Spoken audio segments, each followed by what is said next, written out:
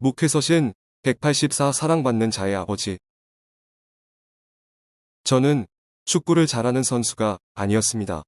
물론 아버지에 비하면 더욱 부족했죠. 그래서 노력을 할 수밖에 없었습니다. 실력에 비해 너무나도 큰 사랑을 받은 것 같습니다. 저는 세상 그 누구보다 가장 행복한 축구 선수라고 자부합니다. 그동안 진심으로 감사드립니다. 2015년 축구 국가대표 차두리 선수가 14년 동안 달았던 태극마크를 반납하며 남긴 말입니다. 그는 은퇴식에서 많은 눈물을 흘렸습니다. 한국 축구의 레전드이자 그의 아버지인 차범근 전 감독은 눈물을 흘리는 그를 안아주며 이런 말을 했다고 합니다. 이제 차범근 아들로 태어난 거 후회 안 하지? 그래서 그렇게 더 많은 눈물을 흘렸던 것 같습니다. 2020년 아시아 축구연맹은 차두리 선수의 인생 스토리를 소개했습니다. AFC는 아시아에서 가장 위대한 선수인 아버지의 명성으로 인해 차두리는 힘든 시간을 보내야 했다고 밝혔습니다. 태어났을 때부터 이미 슈퍼스타의 아들이었던 그는 인터뷰에서 가끔 아버지가 미웠다. 아버지가 이룬 업적은 내게는 큰 벽과 같았다고 털어놓으며 축구 선수로서 아버지는 목표였고 아버지처럼 위대한 선수가 되고 싶었다고 덧붙였습니다. 마침내 그는 아버지의 틀을 벗어날 수 있었고 국가대표 선수로는 아버지보다 더 나은 업적을 쌓았습니다. 2002년 한일 월드컵 4강, 2010 남아 월드컵 16강, 2015 유아시안컵 준우승 멤버로 활약했습니다. 차두리는 더 이상 차범근의 아들로 불리지 않았고 오히려 차범근이 차두리의 아버지라는 얘기를 듣게 되었습니다.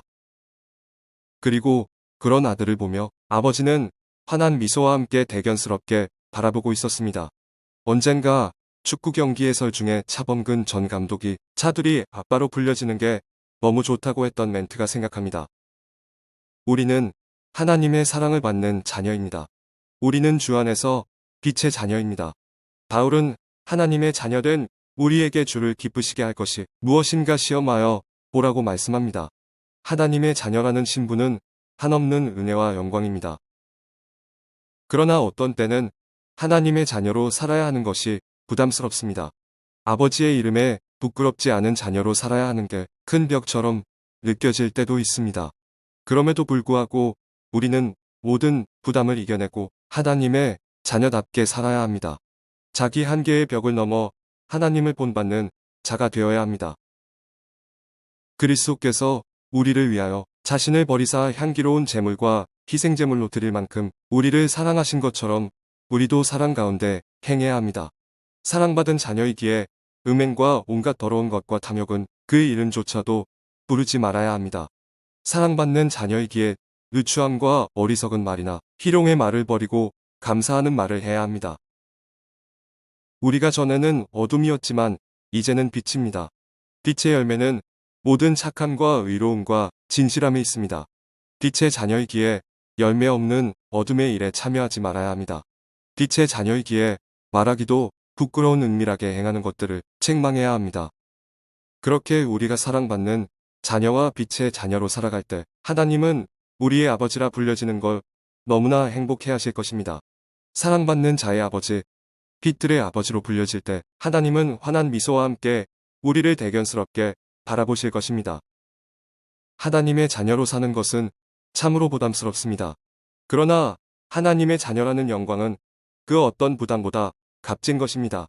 마음의 부담과 자기 한계의 벽을 넘어 하나님의 자녀다운 자녀가 됩시다. 하나님이 우리의 아버지라 불려지는 것으로 인해 더없이 기뻐하시게 합시다.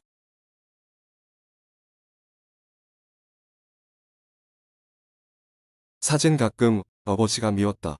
아버지가 이룬 업적은 내게는 큰 벽과 같았다. 혹하는 아버지가 이렇게 느껴질 때가 있지 않은가요?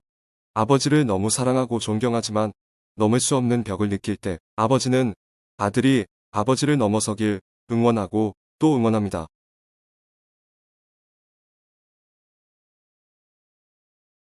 2021년 2월 24일 수요일 아침 권종열 목사